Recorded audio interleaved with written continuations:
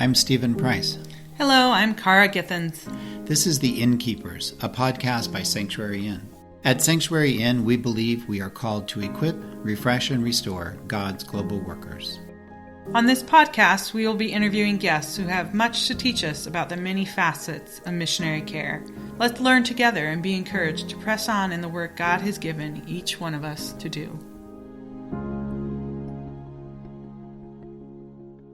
Hi, this is Steve. Hello, this is Cara. And we'd like to welcome you to another episode of the Innkeepers podcast. So, Steve, share with us a little bit about our guest today. Yeah, today, Dr. Jolene Erlacher is our guest, and she has worked at North Central University, specializing in leadership training, student development, and personnel management.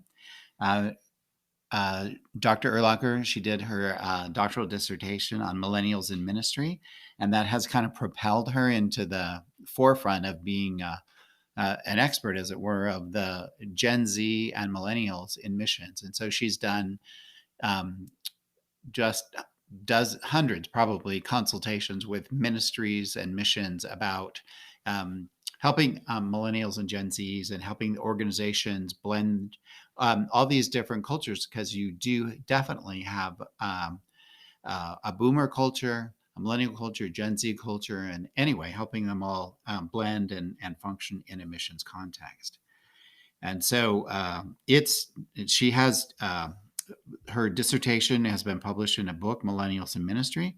She has also another book called The Daniel Generation, Godly Leadership in an Ungodly Culture, and where she talks about how cultural, the way we were raised culturally in Christianity, and a culture that reinforced our religion, and then you move to a culture that's completely different, and how you have to just decide and choose and understand what is real and what is not, and what you need to hold on to and what you can let go.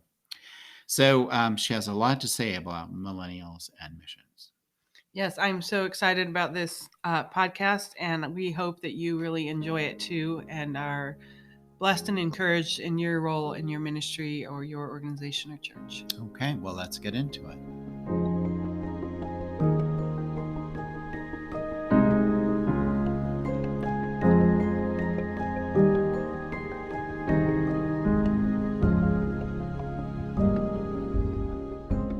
Well, today on the Innkeepers, we have the opportunity and privilege to welcome Dr. Jolene Erlacher. And Jolene, thank you for taking the time to be on the Innkeepers podcast.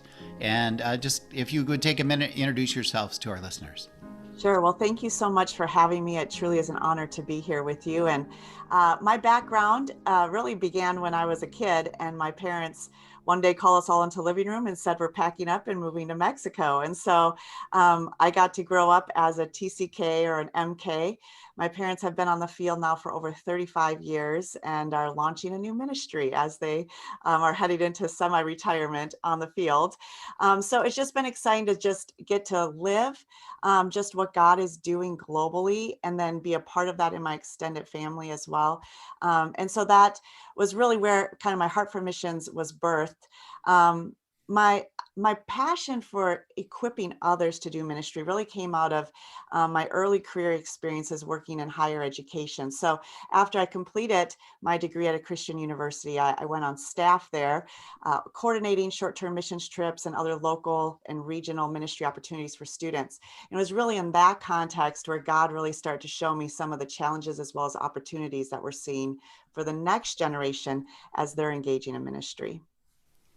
That's great. I love it that you're a fellow TCK and that you God used that experience to equip you to further equip others.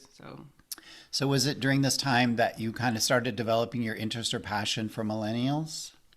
Yeah, so while I was working at the Christian university, I was doing a lot of the student development type work. So not in the classroom as much, but more in those extracurricular where students were getting to explore their passions, their interests. They would come to me if they wanted to start a new ministry or a new club or go on a trip somewhere. And so it was in that time that I was really mentoring a lot of student leaders who were doing ministry or working with students who were doing internships or partnering in some way with local ministries. And it was just interesting because as, I would engage them, I was hearing a lot of excitement, a lot of passion. They would come to our school with a lot of excitement and passion. They were kind of the cream of the crop of your local church. And most of them wanted to do ministry in some capacity, either vocationally or bivocationally or in the marketplace. And so they were already had that heart and that passion. But as they start to get involved in ministry, especially alongside organized institutions, churches, a lot of them were becoming very discouraged, very disillusioned.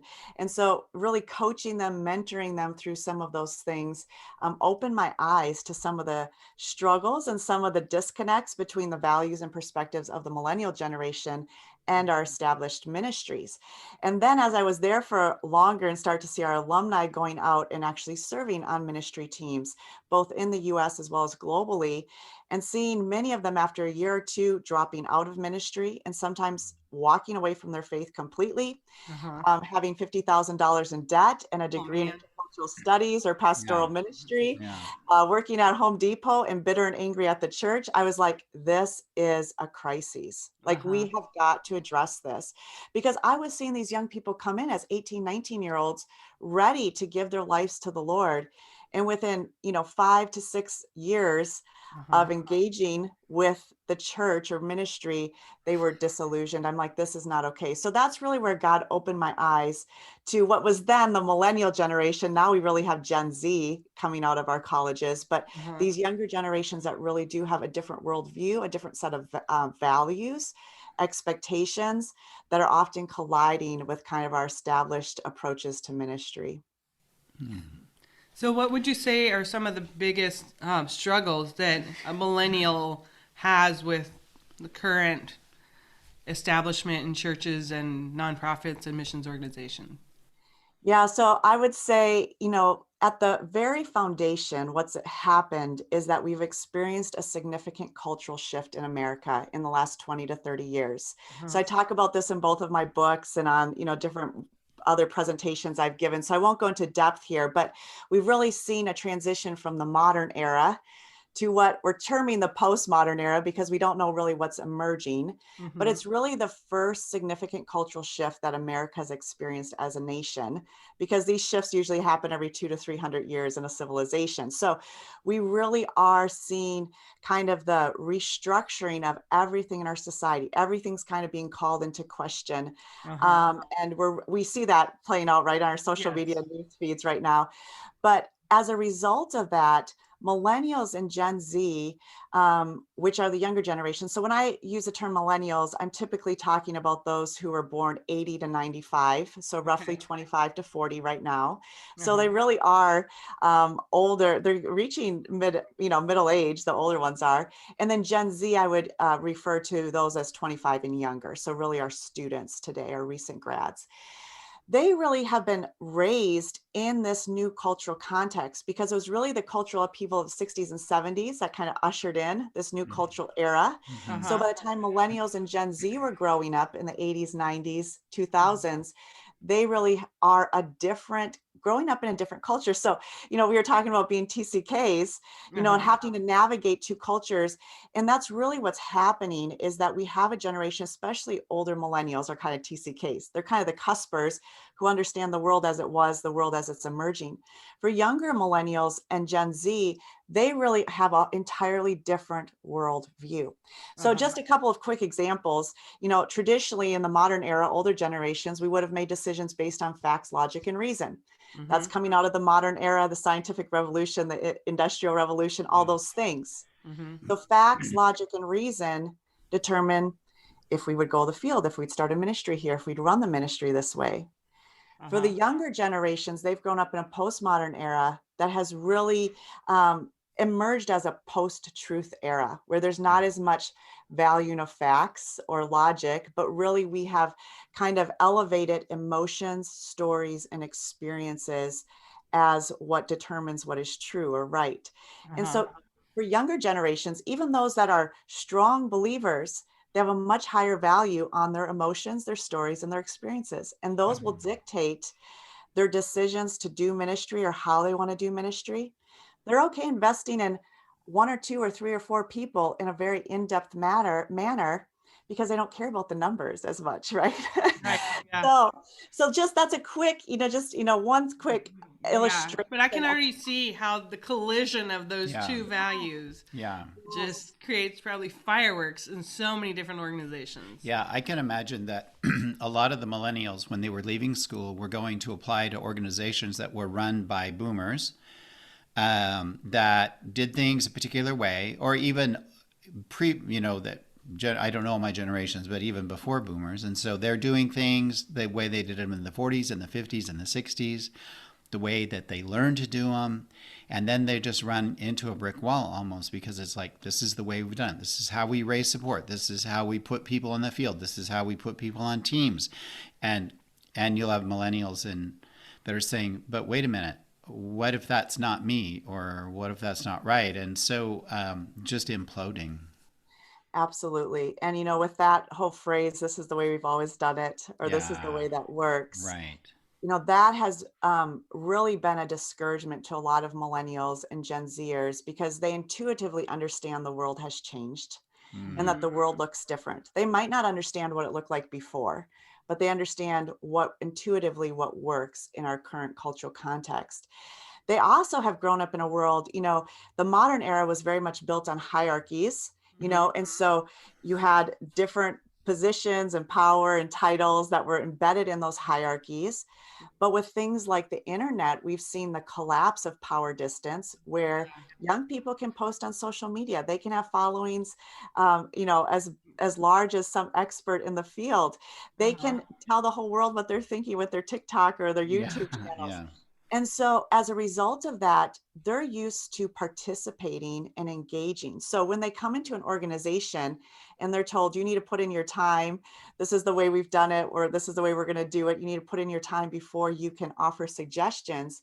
To them, that is just a completely foreign idea, because they're used to being able to continually participate, give their input, their suggestions. It's how education works now. It's very collaborative, very student centered.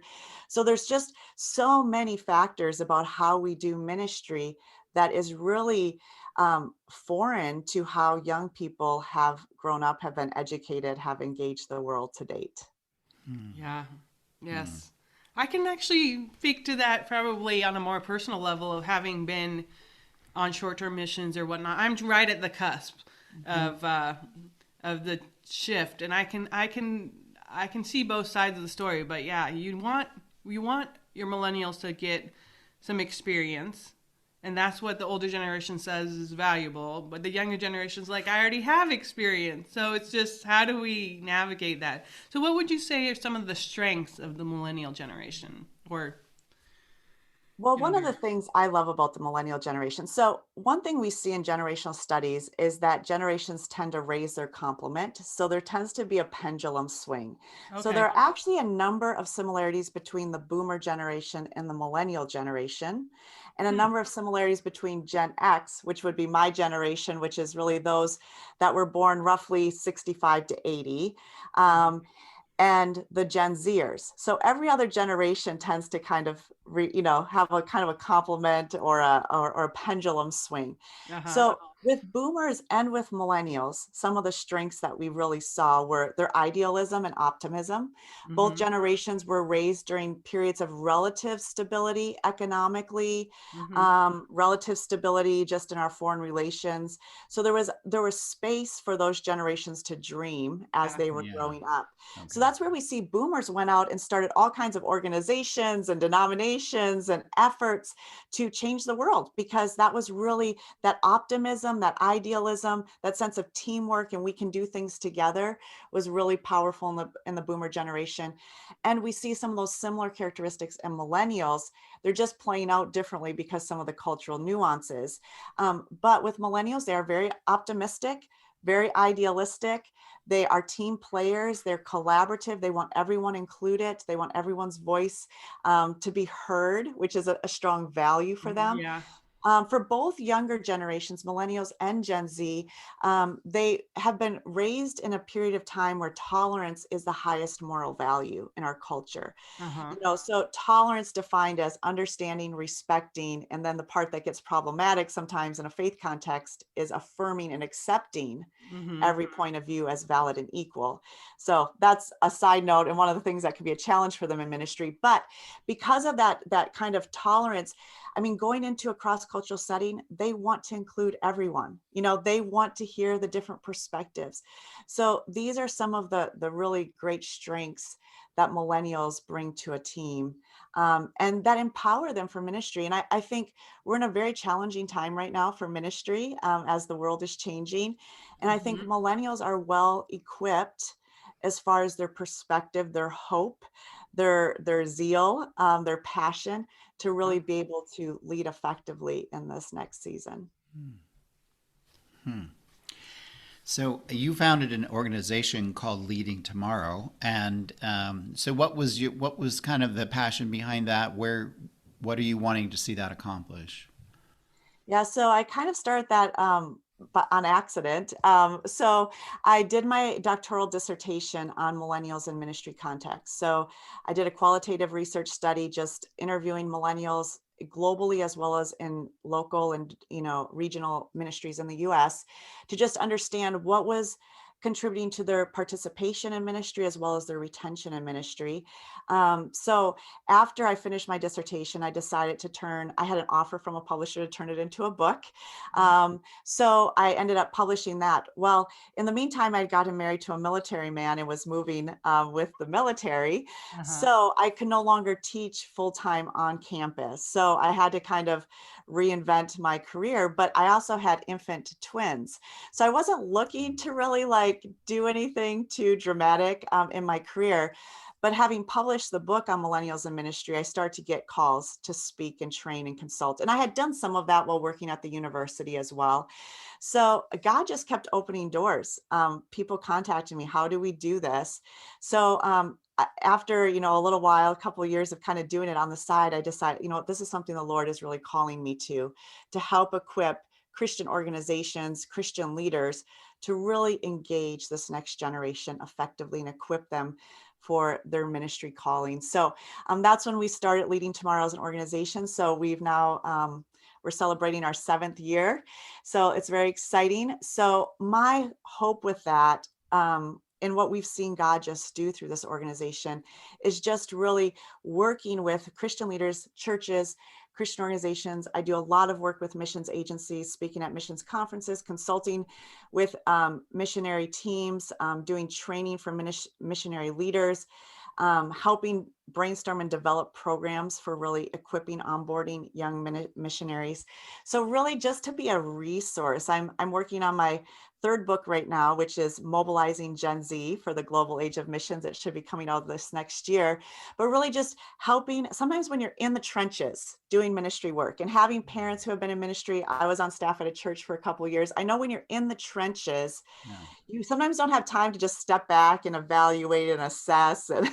brainstorm. So really being able to come alongside leaders who are in the trenches, who are working, who are trying to juggle all of these changes and keep the ministry going, Yeah. and to just be able to come in and bring encouragement, bring insight, bring resources, to really help us all flourish as we look at how do we bridge this gap between the generations and equip a generation, to serve going forward. I mean, in the US, we are facing, somewhat of a crisis as we look at the trends, Yeah. in the church in America, as well as just generationally, those who have a biblical worldview. And so how do we step into this moment where we have, Barna says 4 million Gen Zers who are resilient disciples, who are willing to act on their faith. Wow. So in our country, if you think about that number out of a generation of, between 70 and 80 million, we have 4 million Mm. who are potential missionaries at this point, or potential Okay. pastors, potential Christian leaders. Yeah. How do we make sure we do not lose them? You know, Yeah. and how do we equip them? To me, that is my passion. It's what gets me up in the morning. How do we steward I mean, I call them gold. They are gold because Yeah. they are having to go against a post-Christian culture right now to Right. choose to walk in their faith, much less choose going into ministry. And so if they're making those choices, how do we steward them effectively to serve God and to do what he's calling them to do? Wow. Okay. Okay. I'm going to follow that up, and this is going to be kind of a multi-part question. So I'll try not to be confusing. So you've talked about millennials and Gen Zers, and you've talked about obviously there's a large group of them that have a draw to missions and ministry because of their heart and their passion. So you've also mentioned things that have turned them away and things that retain them. So you can just comment briefly on what draws them, what turns them away, but more importantly, what is keeping them, what is retaining them. Yes. So both the younger generations, millennials and Gen Z, are just passionate to right the wrongs in the world, right? I mean, so often we hear them talking about social justice related issues. Mm-hmm. These are generations that feel very connected to the world because they've had a device in their pocket or under their pillow, Yeah. watching 24/7 what's going on in the world and hearing the voices of people. So Yeah. it's a very unique, their experience is very unique because via social media and other platforms, they have heard voices and they have seen the news. So these are generations that are very motivated to do something to make the world a better place, to help those in need, which I think is one of the amazing things that God has put in their hearts, right? So for those, young believers who also have the element of God and his purpose, his love for people, I mean, it is a powerful combination. This insight on the world as well as just God's heart for the world. So that is really what's driving them to find ways to engage in the world, to join ministry or missions efforts. We don't maybe have time to talk about here what drives them. Evangelism, social justice, some of those Yeah. things are a little bit different sometimes, but that's what's motivating them, and a call from God, right, on their Yeah. lives. Yeah. The number one thing, that will cause a young person to leave ministry or to stay in ministry is the relationships that Uh, they have with team members and especially their leader. Okay. The relationship with the leader is so key. I mean, Mm-hmm. we don't have statistical data because it's so hard to measure this because often they will give a different reason because they don't want to necessarily say. Yeah. But in the qualitative research, over and over and over, that relationship with that leader is what's key.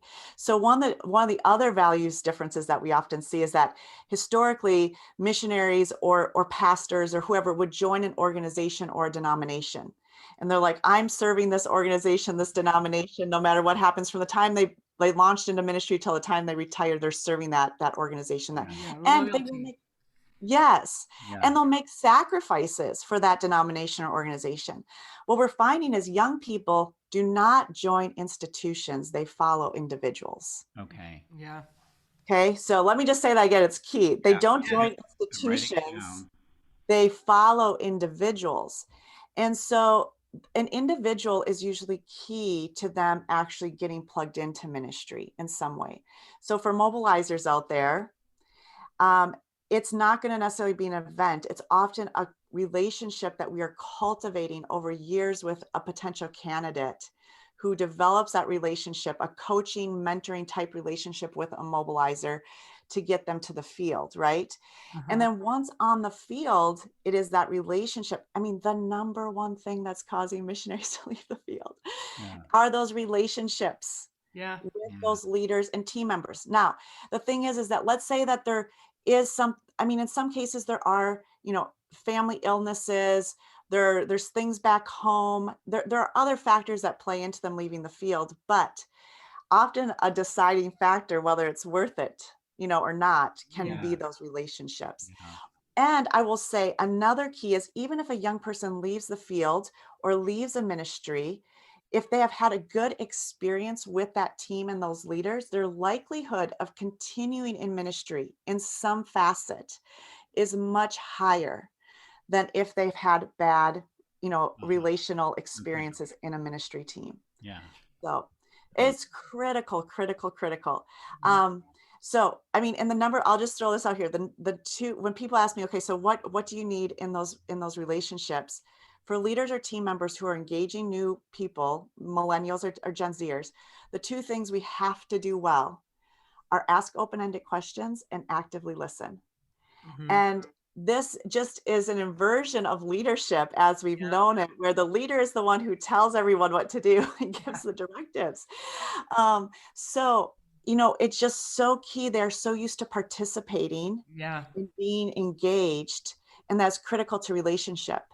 And it's something that they're not getting with their technology, their devices, all their virtual connections and relationships. And that's why it's so powerful when it's in those ministry contexts to have those deep, meaningful relationships where your team leaders and your team members care about you as a person, not just what you can contribute to the ministry.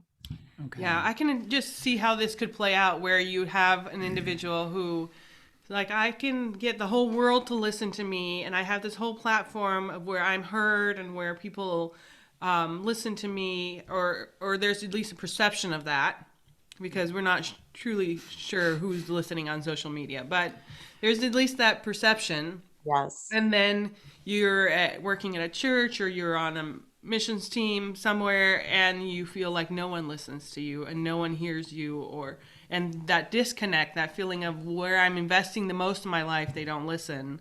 But out here, these strangers will listen to me. So exactly. Yep. And then with that, you have, why should I stay in this place where no one listens to me or cares about me?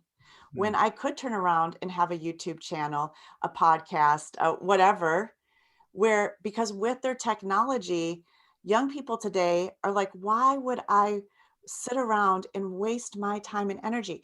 Part of it too is, with, FOMO, the fear of missing out, and being able to see everyone's highlight reels of what they're doing in their lives. To sit in an organization or on a team where you do not feel valued, appreciated, heard, when you're watching all of your friends going out and doing all these amazing things, whether they are or not is another discussion, right? But you're seeing their highlight reels and you're saying, I'm not going to waste my time. Part of the struggle for young people today is they often have decision paralysis, that they want to go into ministry. Yeah. My parents, when they went into ministry 35 years ago, knew of one missions agency that was the missions agency that their pastor knew of. It was a very easy decision which agency to go with. Yeah. For young people today, they go to an Urbana, they have an entire hall full of agencies trying to get them to join them. Right. If they Google missions in pick your country, pick your type of ministry, and they plug it into Google, they're going to get dozens of opportunities. So knowing that that's all out there, why would they stay in a team or a place that doesn't value them or utilize their skills, when they have so many options of places where they could go? So to them, it really becomes a stewardship issue, a responsibility issue. If they feel like they're wasting their skills, their time, their energy, their talents in a particular place, they're going to leave because they have the opportunity to go somewhere else and use them in a different capacity. Wow. Okay, so the scenario, you've got a team, an established team on the field. I'm not picking on your parents, but I'm sure they're wonderful people. Let's pretend that your parents are about to receive two new couples/families that are millennials or Gen Zers. How does the existing team on the field that's been there for 30 or 40 years bring them on and welcome them in and help them blend in without discouraging, disappointing, frustrating, and just turning them off to what's happening? Great question. Okay, so first of all, I think here's where the tension happens in that particular scenario. And I've seen it play out again and again and again. Most missionaries who have been on the field for 30, 40 years or 20 years or 10 years and have made significant sacrifices, have gone through multiple difficult situations. And I mean, growing up as an MK, watching my parents and others in my family navigate the missions context, there is a huge price that has been paid by anyone who's on the field for 10 years or longer, right? And they have not paid that price. I've heard these exact words. They've not paid that price or gone through those experiences to babysit American young adults. Okay? Yeah. So here's where our mentality has to we have to really think through, what is God calling us to? And what I found is that there are some long-term missionaries who should not be receiving the young missionaries to the field. Yeah. Yeah. That's not what they're called to. Right. Because the reality is that young missionaries who are coming to the field right now have grown up in a post-Christian, some cases a post-missions Yeah. context. Yeah. They have not received the biblical literacy right now in America is at an all-time low. Yeah. Uh-huh. So young people coming to the field don't necessarily have a strong biblical literacy. They don't necessarily have strong theology. They have grown up in the era of helicopter parenting and student-centered education, where we've often catered to what they've needed instead of forcing them to develop the grit and resilience to overcome difficulties. And this is not their fault. They have Uh-huh. not raised themselves. Yeah. Okay. So they're coming into the field, sometimes lacking some of the life skills because they've been in school from the time they were 2 until they were 24. They might not know how to wash dishes or cook food in America. And now you're taking them to an open air market with food that they don't even recognize. Yeah. And there's no microwave. I'm just, Yeah. Yeah. okay. So really what we need, and this is what we're finding to be extremely successful, is when you can identify the people on the field who are like, I have a heart to equip the next generation of missionaries. Okay. Uh-huh. Okay. So finding those people within your agency, your team, your region, your denomination who are saying, I have a heart to equip the next generation of missionaries. I realize we might have a Judges 2:10 scenario where there arose a generation that did not know the Lord after Right. Joshua and Caleb Right. died Yeah. because no one invested in them. I have a heart to raise this generation up because what they really need those first couple of years is someone to walk alongside them, to mentor them, to coach them, to disciple them, Right. to listen to their hearts, to hear their passions, their skills, and help them understand how to plug in, to help them navigate the leadership network Yeah. that is there and know how to communicate with the established missionaries on the field. Okay. So, agencies are brainstorming all kinds of ways of doing this. Yeah. Some people are doing it pre-field to an extent. Some are having one location overseas where new missionaries go, and then they're dispersed from there. But in some capacity, you have to have some sort of mentoring, coaching, discipleship component Yeah. those first couple of years to really help bridge the gap from life in America to life on the field and that team. It's almost Yeah. like that needs to be happening during the language learning years where we're saying, hey, language learning needs to be a priority and you need to be mentored and discipled at the Yes. same time in Yeah. the first couple years. Whereas I mean, our parents' generation, when they went to the field, it's like sink or swim, Yep. have fun. Yep. Exactly. Well, But we'll check back on you. See yes. you in four Well, years. right. But at that generation had a different level of stamina and expectation. And they didn't have, my parents, probably yours as well. They really burned the boats, when they landed. My parents sold their business, sold their farm, Yeah, Right. they sold their home. There was no going back yeah, to the life they had had. uh-huh, So there was a lot of differences back then versus you can get on a plane, fly back to the States and have another job in 2 weeks. yeah. Yeah. So yeah, it's a different world. And often, we can sometimes judge these young missionaries for not being the missionaries that came 20, 30 years ago. Often we'll hear Oh. from missionaries on the field, send us the missionaries you used to send us. Ah. But the world has changed. And the Yeah. thing Yeah. is, they bring with them skill sets that the missionaries on the field do not have. I was talking to one agency that I was consulting with, and they were telling me of a team that they had of Gen Xers and Boomers that had been on the field for, a long, it had been it was like a 10-year team, a 10-year-old team. And they were just overwhelmed with all this work. Well, a young millennial arrived on the team and they had this software program that they had purchased, but no one knew how to utilize. The millennial Yeah. implemented the software program for the team and immediately cut their workload for the entire team Wow. significantly, like multiplied hours in all of their days within his first 2 or 3 weeks on the field. Nice. So, because they allowed him to come in, Yeah. they empowered him to do what he was skilled at doing, and they listened Yeah. to him give input. Mhm. So these young missionaries don't have the same skills as past generations, but they have new sets of skills that we really need to leverage. Yeah. Well, I can imagine. Let's go back to William Carey and David Brainerd and them saying, "Send us the missionaries that we more Right. like ourselves." So Yes. Yeah, and the other thing to keep in mind is like the millennials are reaching millennials. Yes. So not only are we, our world around us has changed, and our millennials are going to be relevant to the generation that needs to be reached. Yeah. So there's that as well that I think we can lose sight of when we're in the trenches moments of like this team is just kind of in chaos because we misunderstand each other and everybody just wants to leave. Yeah. And really, what we need to do is apply, and this is what's so ironic to me in working in the ministry in missions context, is that we know cross-cultural communication and intelligence, right? We understand we can extend a lot of grace in a new cultural context for those differences. And so if we can put on that same hat, and recognize like the younger generations are a different culture. And for younger generations, speaking to them as well, that recognize the older generations are a different culture. And so that's where that asking open-ended questions and actively listening is so critical. Because when we arrive on a new field location, that's what we do. That's how we learn the Yeah. local culture, what their values are, how they operate. We listen, we learn, right? So that we Yeah. can effectively minister. And younger generations, I mean, the statistics are showing us today that up until the millennials, like older millennials, there were a lot of generational differences across different cultural, racial, ethnic backgrounds, right? So within the US and across the world. With Gen Z, what we're seeing is almost, I mean, globally, 50% of adults say that young people in their culture relate to young people in other cultures better than the adults in their own home culture. Wow. We are Yeah. seeing Wow. the emergence for the first time in history Yeah. of a global youth culture.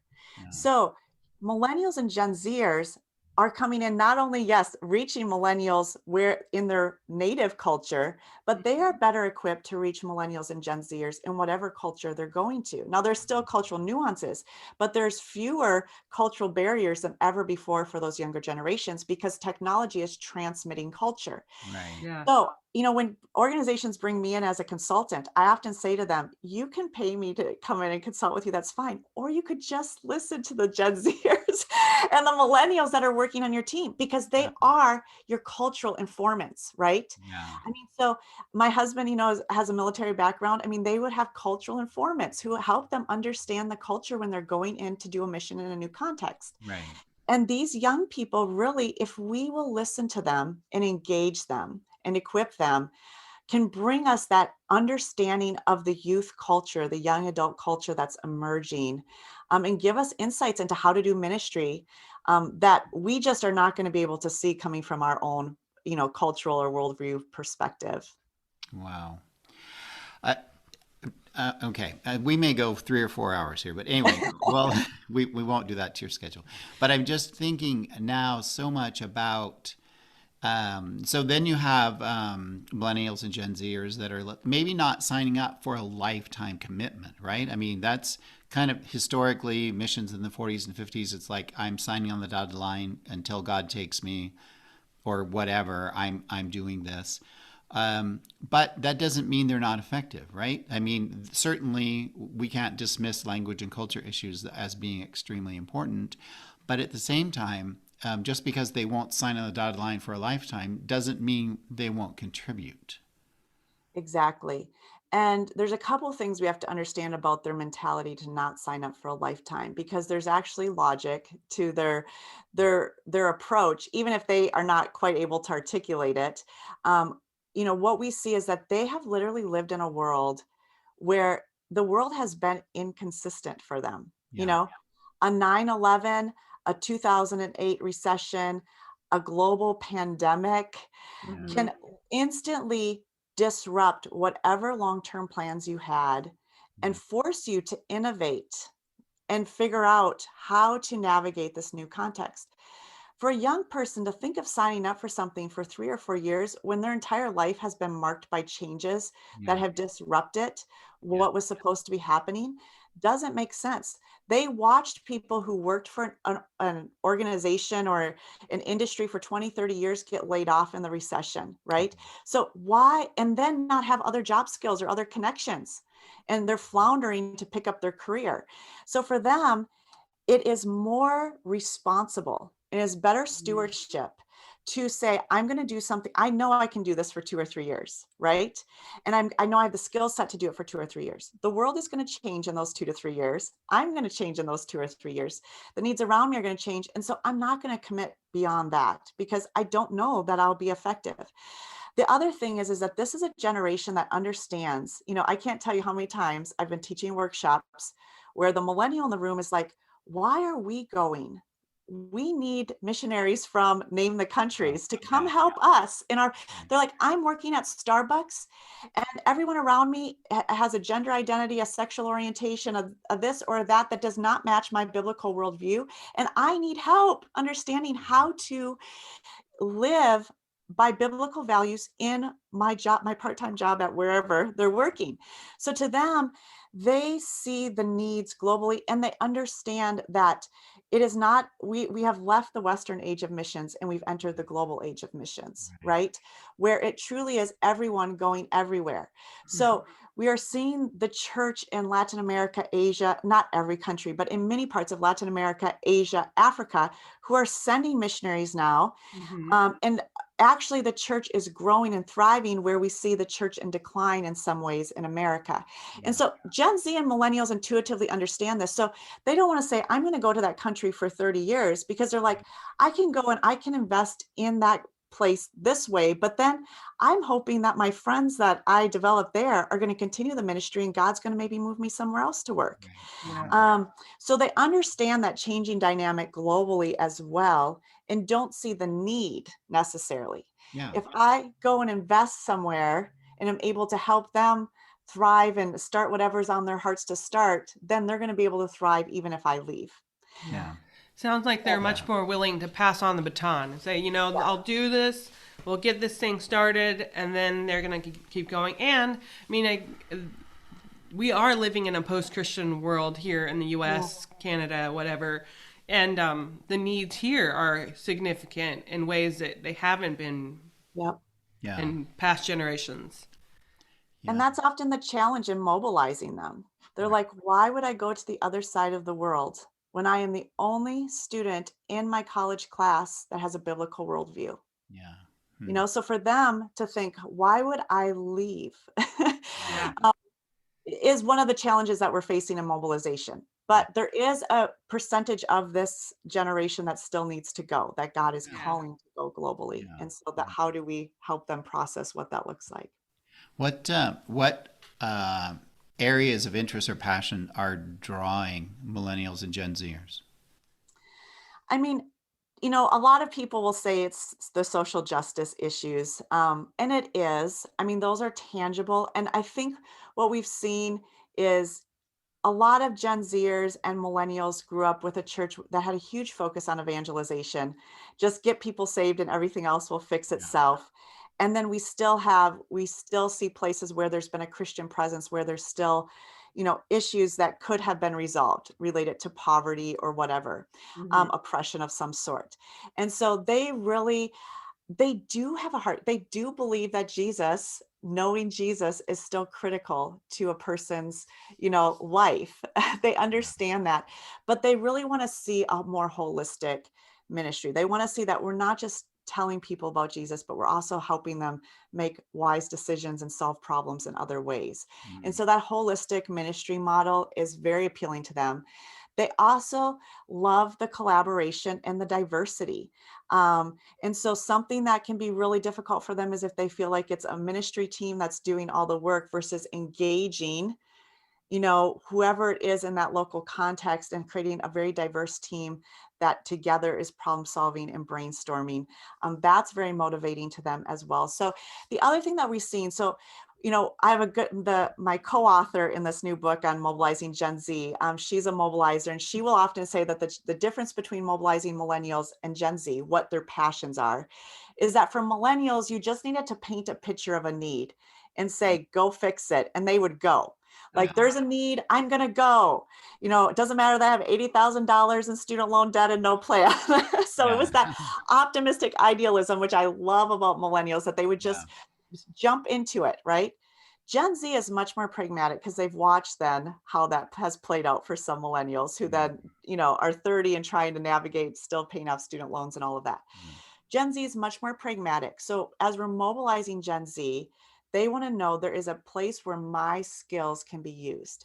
They understand that they are in a global environment where they're not going to be able to compete with everyone. They're not going to be able to do everything as well as every other person they see on YouTube or TikTok, but they know what their skills are.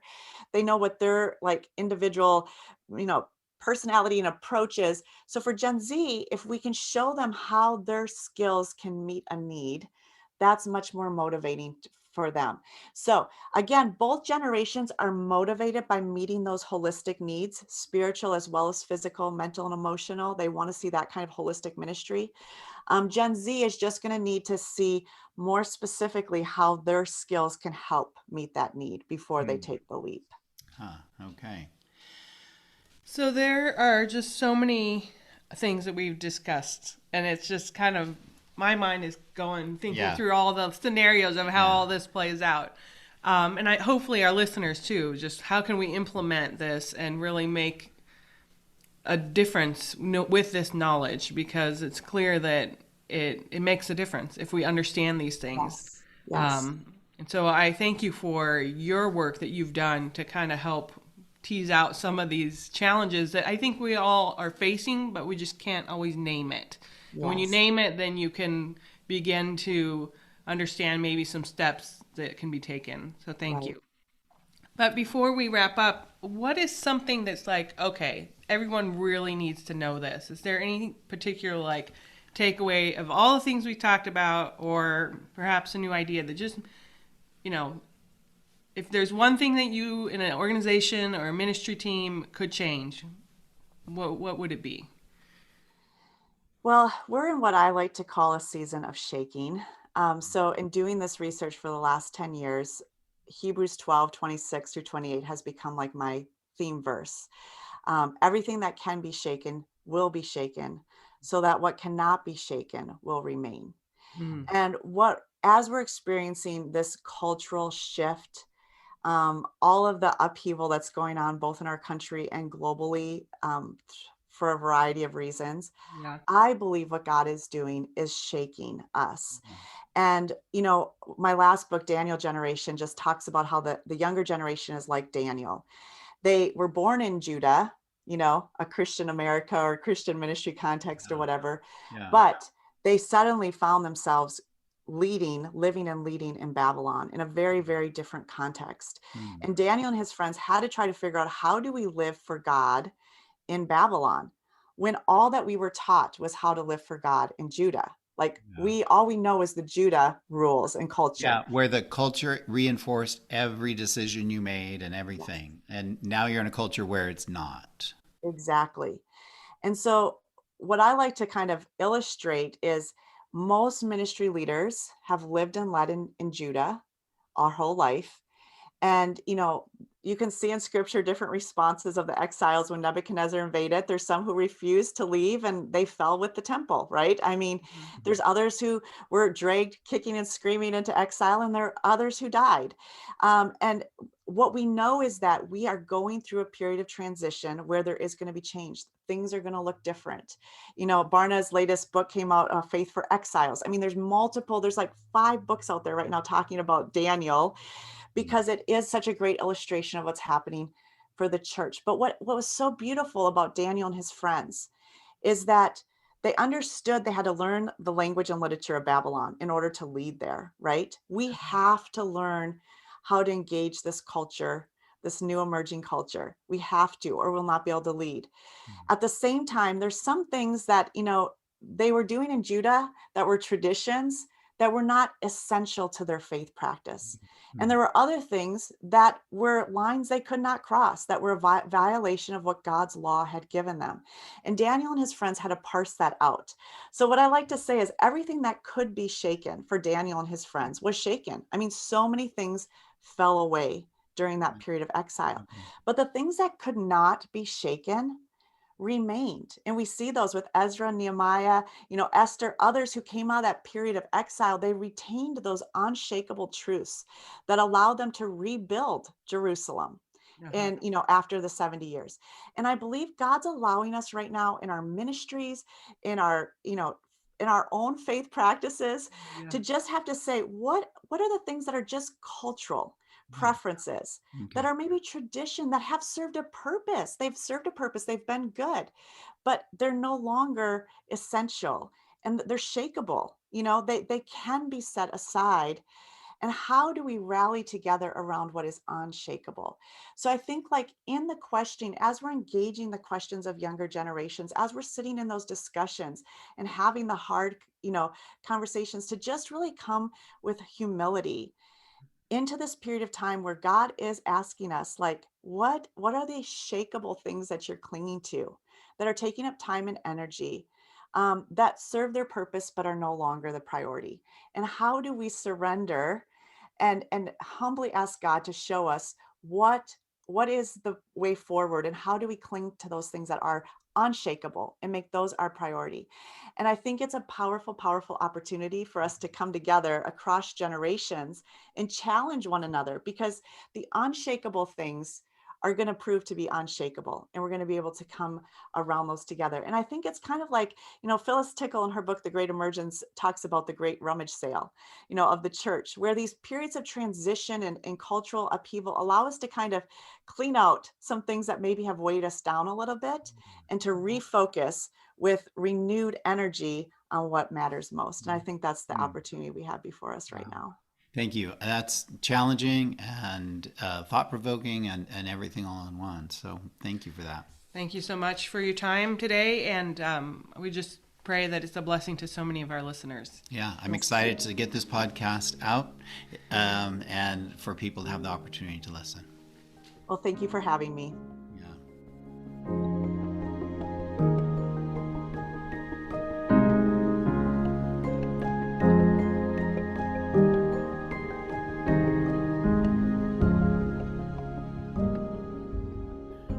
Wow, Cara. So just give me some takeaways from that time. I really, really appreciated our conversation with Jolene. She just brings a wealth of information and understanding to, I guess, some issues that, like I said, she named them Yeah. in ways that I hadn't thought about before. So I was really challenged by that. Yeah, I appreciate her experience as a missionary kid, bringing that to the table, referencing often the work of her parents and the longevity that they've been on the field. And so I think she brings a lot of perspective. Yeah. And I really, really was encouraged and challenged by her just naming the fact that we are in a post Christian culture here in the US. Yeah. And that means that we as Christians have to be cross cultural in our thinking Mm-hmm. and be aware of that. And be aware of that as we are raising up missionaries and raising up um, leaders for our churches and our ministries and our nonprofits, because they are growing up in a world that is different than the Yeah. world we grew up in. Yeah, and every leadership position that's being held now by a boomer, or that, just to realize how to bring people onto the team, to bring millennials and Gen Zers onto the team and so on, or Gen Xers or Gen Z, sorry. And then just the idea of making relationship a priority, Mm-hmm. and not just these are the rules or the way this is the way we've always done it, Yeah. as just That line needs to be struck from the Yeah. English vocabulary. Yeah, and just recognizing that mentality is just going to kill any young person's spirit and desire Yeah. to be engaged. And we want Yeah. them engaged, and we want Right. the goal isn't we keep organizations going necessarily. Right. Our goal, I think we need to keep in mind, our goal is reaching people for Christ. Right. Yeah. And that may mean some big changes on our part, Right. as we are aware of the world around us, and not fearful, but wise. Yeah. Yeah. She brought so much wisdom to the conversation. I'm grateful. Yeah. And she talked about the ability that our younger generation has now to connect to other generations around the world. And literally, there is a global connection. And so that's, that needs to be emphasized, and that needs to be part of our missions effort. Yeah.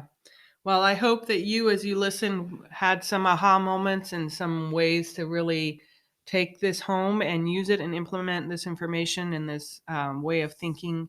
And her books will be in our show notes. Check those out. I really think she has a lot of good things to say. Yeah. We'll also link to her organization, leadingtomorrow.org.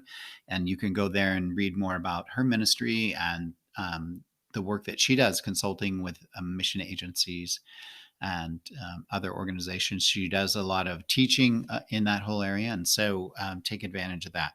So thank you again for listening to this episode of the Innkeepers podcast. See you next time. Thank you for tuning in to the Innkeepers podcast. Our mission at Sanctuary Inn is to equip, refresh, and restore God's global workers for kingdom purposes. We hope today's podcast was an encouragement to you, and maybe you were prompted to pass this along to someone you know that will benefit from today's conversation. Creating a podcast is a team effort. Cara and I prepare and do the interviews, and we're grateful for the time that our guests give us out of their busy schedules to help us learn more about missionary care. We also want to thank Tim Downing for the music that he wrote and performed specifically for the Innkeepers podcast. Tim is a very talented musician, and you can learn more about him and his work at downingkeys.com. Our podcast is edited by Javier Bolanos and is produced by Tim Cowley of Cowley Visuals. If you have media needs, including film, photography, or audio, you can reach Tim at cowleyvisuals.com. Our website and show notes are prepared by Micah Gibbons, Cara's amazing husband. You can visit the Sanctuary Inn website and learn more about the ministry of Sanctuary Inn at sanctuaryinn.org. Thank you again for joining us on our journey to learn more about missionary care. See you next time.